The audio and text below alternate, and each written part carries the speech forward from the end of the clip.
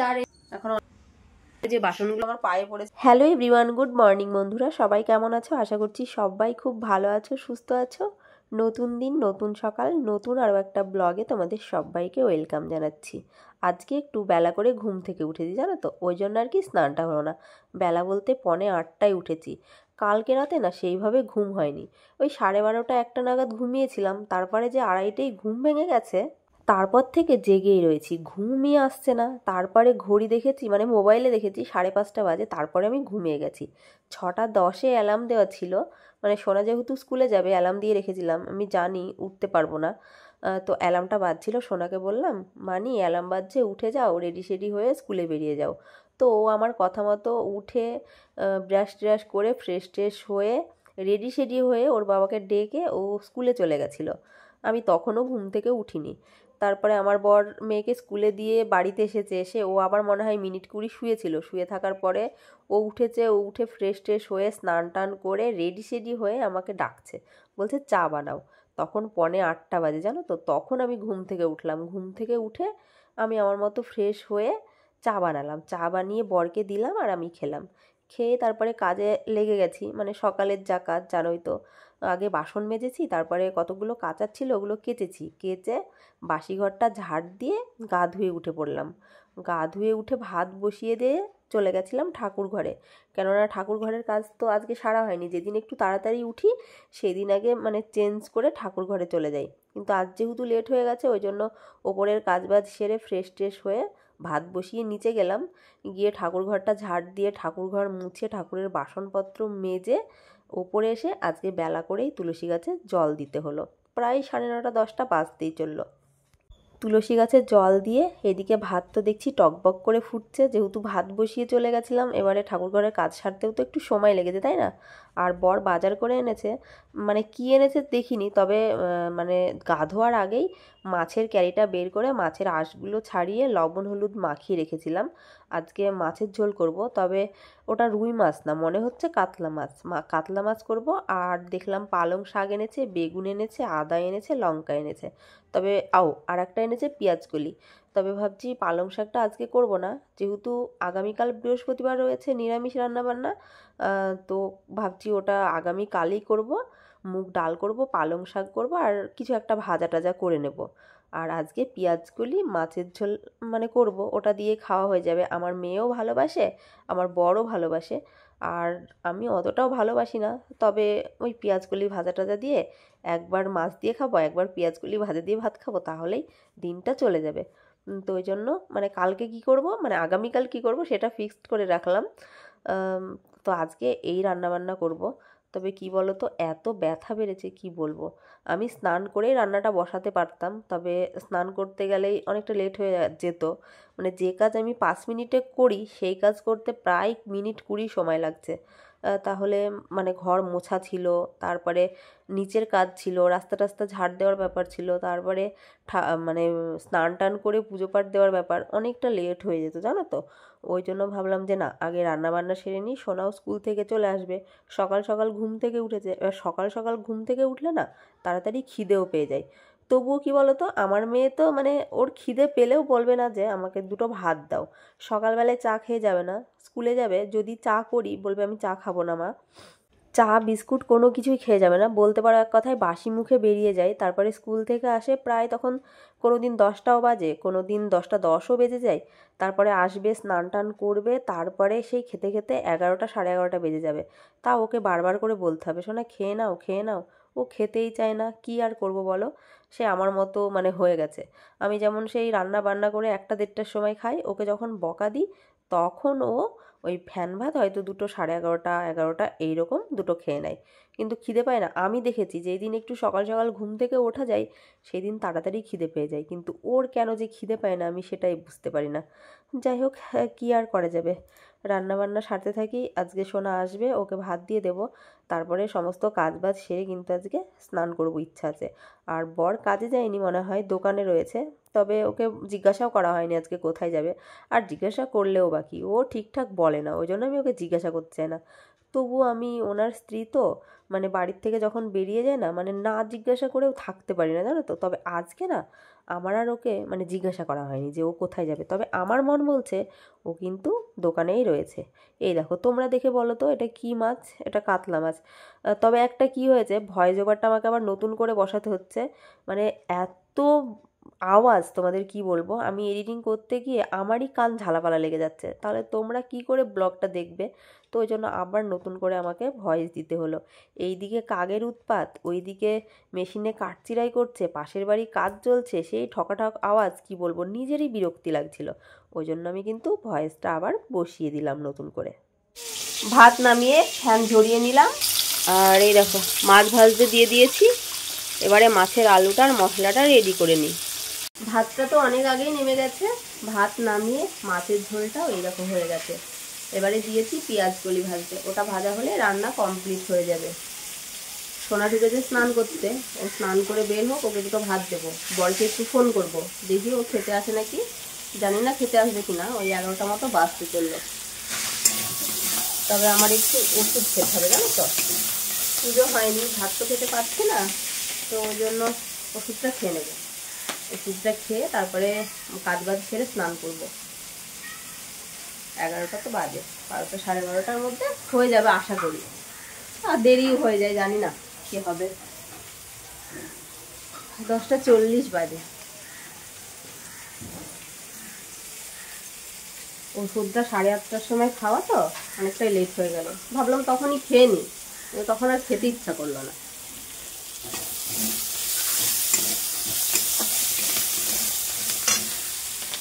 এই যে কমপ্লিট করে নি রান্নাটা। সোনাকে বকেছি, ও সেই স্নান করতে চাইছিল না, এখন স্নান করবে না, দিয়ে তারপরে স্নান করতে করতে সেই 1:30 2টো বাজিয়ে দেবে, তখন ওকে পড়াতে আসে, সেই সময় স্নান করতে ঢোকে।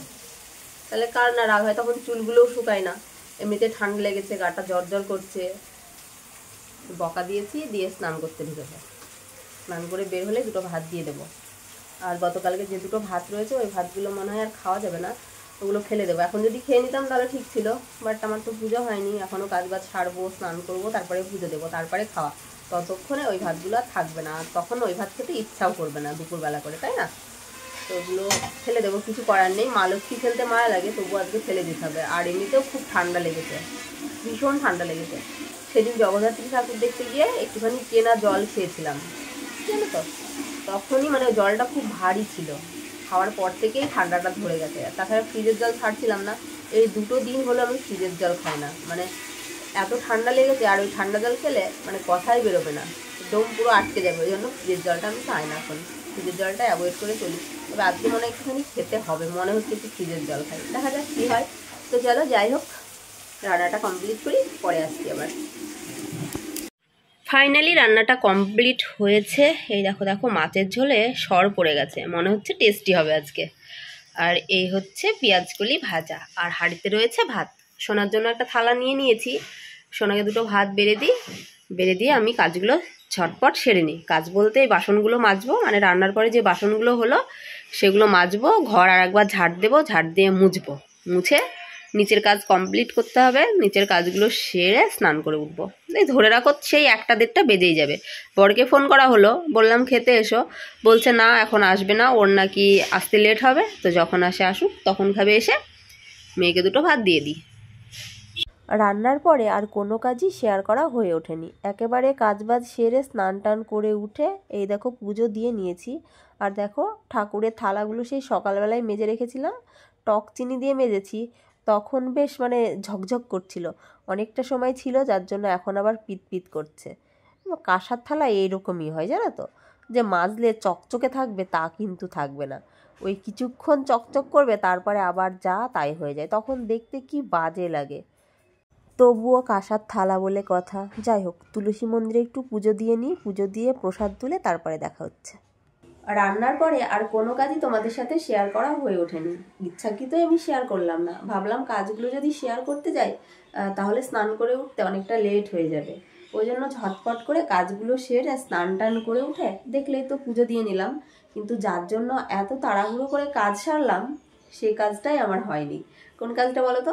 ভাবলাম যে বর খেতে চলে আসবে, তখন আমার স্নান হবে না, কিংবা ঝাড় দিতে থাকবো, এইরকম সময় খেতে আসে, তো ওই জন্য আর কি কাজগুলো শেয়ার করলাম না। আমি হুটোপাটা করে কাজগুলো সেরে স্নান টান করে যেই ঠাকুর ঘরে গেছি পুজো দিতে, তখন পর চলে এসেছে। তখন 1:45 বাজে। আমি ভেবেছি 1টার সময় আসবে, তাহলে আমার এদিকে পুজোটা হয়ে যাবে 15 মিনিটের মধ্যে, কিন্তু না, পুজো দিতে ঢুকছি সবে, তখন এসে ও আর বসে থাকবে না। আমি বললাম যে একটু ওয়েট করো, আমি পুজোটা দিয়ে তোমাকে ভাত দিচ্ছি। বলছে না না, এতটা সময় আমার বসার সময় নেই। তবে কি বলতো, পাবলিক বাড়ি কাজে যায়নি, মানে নিজের দোকানেই রয়েছে, তবু ওর বসার সময় নেই। দিয়ে নিজে ভাত তুলে খেয়ে চলে গেছে। থালাটা বেসিনের মধ্যে নামিয়ে রেখে গেছে। এঁঠোটা পাড়া হয়নি, এঁঠোটা পড়ে আছে, এঁঠোটা পারবো, পেরে একটু পরেই খাবো। খিদে যদিও পেয়েছে, কিন্তু মেয়ে পড়তে গেছে, ও পড়ে আসুক, তারপরে মা মেয়ে একসাথেই খাবো। এখন একটা নাড়ু খাবো, খেয়ে একটু জল খাবো, খেয়ে তারপরে মেয়ে আসলে একসাথে দুজনে ভাত খাবো। আর আমার মেয়ে কি করেছে দেখবে, দাঁড়াও।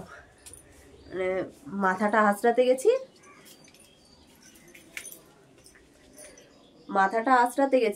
আঁচড়ে সিঁদুর পড়তে গেছি, যেখানে সিঁদুর রাখা আছে সেই জায়গাতে কি বানিয়ে রেখেছে দেখো, দাঁড়াও। এই দেখো কি বানিয়েছে, দেখো কি দিয়ে বানিয়েছে জানি না, তবে কিছুটা পড়ে গেল, কিছুটা আমার পায়ে পড়েছিল, ধুয়ে এলাম, ও এসে পরিষ্কার করবে। কেমন লাগছে দেখো দেখে, ছি কি বিটকিল লাগছে। কি করেছে কি জানি, আমি আর পরিষ্কার করলাম না, ওই ঠিক করবে মনে হয়। ময়দা দিয়েছে, ওর মধ্যে সানরাইজ হলুদ রাখা আছে, অনেকটা দিয়েছে মনে হয় হলুদ।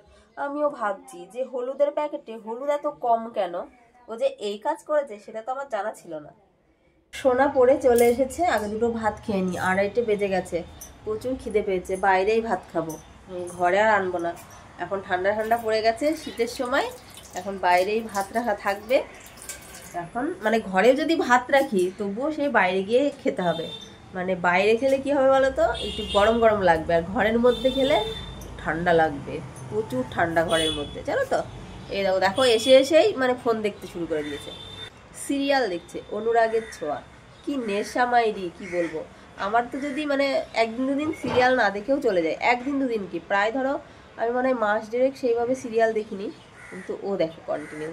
তো যাই হোক, চলো আগে খাওয়াটা কমপ্লিট করি। খাওয়াটা কমপ্লিট করে, এডিট এখনও কমপ্লিট হয়নি, মানে ওই 2-4 মিনিট এডিট হয়েছে, আর বাকি রয়েছে, সেটা করতে হবে। খাওয়া দাওয়া করে নিই, মানে খিদে পেয়েছে, বুঝতেই তো পারছো, খেয়ে উঠে তারপরে আবার বাকি এডিটটা কমপ্লিট করব। গুড ইভিনিং বন্ধুরা, এখন চলে এলাম একটু দুধ চা বানাতে। সোনা দুধ চা ভীষণ ভালোবাসে, এমনিতে তো ও দুধ খেতে চায় না, আর সন্ধ্যাও হয়ে গেছে, ঠান্ডা ঠান্ডাও পড়ে গেছে, তো ওই জন্য ভাবলাম একটু দুধ চা বানিয়ে নিই, মা মেয়ে দুজনে খেয়ে নেব। চিনি অলরেডি দিয়ে দিয়েছি, এবারে চা পাতা দেব। এটা কিন্তু গতকালকের দুধ, আজকের দুধ এখনও জাল দেওয়া হয়নি, আগে দুধ চা খেয়ে নেব, তারপরে আজকের দুধটা জাল দিয়ে নেব। সোনা দুধ খেতেই চায় না, আর বরকেও দেওয়া হয় না, বর ভালোবাসে কিন্তু ওর হাই প্রেশারের জন্য ওকে কিন্তু দুধ দিই না। আর আমার আবার দুধ খেলে প্রচুর পরিমাণে গ্যাস হয়ে যায়, জানো তো, ওই জন্য আবার আমি খাই না। তো দুধটা রয়ে গেছে, ভাবলাম যে না, দুধ চা করি, তাহলে সোনাও খাবে, আর আমার অতটাও প্রিয় না, তবে সোনা খাবে, ওই জন্য আমিও একটুখানি খাবো। আর এতটা দুধ, চা তো 2-3 কাপ হয়ে যাবে। আর বর বাড়ি এলো, এসে স্নান টান করে ও আবার চলে গেল দোকানে, মানে চাটা করার সবুর ওর সইল না। ওকে বললাম যে একটু দাঁড়াও, চাটা বানাই, খেয়ে যাবে। বলছে না, তোমরা করে খাও, আমি খাবো না, তাই বললো, দিয়েও বেরিয়ে গেল। তো চলো চাটা ছেঁকবো, চাটা ছেঁকে মা মেয়ে বিস্কুট ডুবিয়ে ডুবিয়ে খাবো।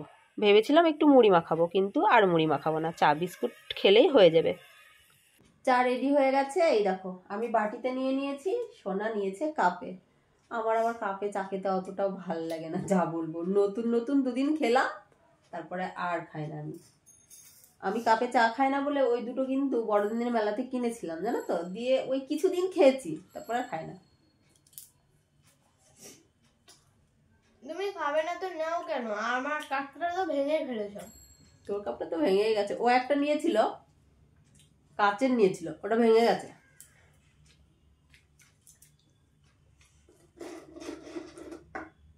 এবার বড়দিনের মেলায় আমি একটা সুন্দর দেখে কাপ নেব। কাপে পুরো ভর্তি হয়ে গেছে আলমারি, কাপ কিনে কিনে। কাপে চা খায় না, কাপের অতটাও ব্যবহার করা হয় না, যখন কেউ আসে তখন হয়তো বের করি 2-3টে এরকম, তাছাড়া থেকেই যায়। কোনো বছর একটা ভাঙে, কোনো বছর ভাঙে না। বিড়াল এসেছে জানিস, মানে তাড়িয়ে দিয়েছে। আবার ঢুকলো এদিকে। চলো চাটা খেয়ে নি, অনেক কাজ রয়েছে, কালকে এক জায়গায় বেরোতে হবে, সবকিছু গোছ গাছ করে। আগামীকাল আবার বৃহস্পতিবার, বুঝতেই পারছো বৃহস্পতিবার মানে কাজের চাপ অনেকটাই থাকে, ওই জন্য আর কি আগে যেখানে যাব সেই জিনিসপত্রগুলো গুছিয়ে নিই। আজকে কি বার? বুধবার। ইমা সিম্পল ব্যাপার। আর কালকে ছুটি আমার না। এখন রাত্রি 8টা বাজে আর সোনা এখন খাচ্ছে মোমো। কখন ভাত খাবে তোমরাই বলো, মানে দুদিন আগে থেকেই মোমো খাবে সেই বায়না ধরে রেখেছে। প্রথম দিন তো আনেনি, আর গতকালকে তো পাইনি, আজকে পেয়েছে, আজকে এনেছে। আর এই দেখো মোমোগুলো খেয়ে নিয়েছে, একটা মোমো আমার জন্য রেখেছে, আর এই দেখো স্যুপ খাচ্ছে। আমাকে বললো তুমি স্যুপ খাবে, আমি বললাম না আমি খাবো না, আমি একটা মোমো খাবো। আমার জন্য একটা মোমো রেখেছে, ও স্যুপ খাচ্ছে। রাত্রি 9:30 বেজে গেছে, এবারে ডিনারটা কমপ্লিট করে নিই, কেননা সোনা অনেক সকাল সকাল উঠেছে, ওর ঘুম পেয়ে যাচ্ছে। তো বাইরেই ভাত তরকারি রাখা রয়েছে, বাইরে গিয়ে খেয়ে নেবো। আজকে আর ঘরে এঁঠো করছি না, এঁঠো করছি না বললেও চলবে না। এরকম মোমো খেয়েছে, মোমো খেয়ে ফেলে রেখেছে, তবে ভাত তরকারি আর টেনে আনছি না ঘরের মধ্যে। এবার নিয়ে আয়, হয়েছে তোমার? এ রেখেছো কাচের মধ্যে, কাচের মধ্যে রেখে এসছো? কি বলছো?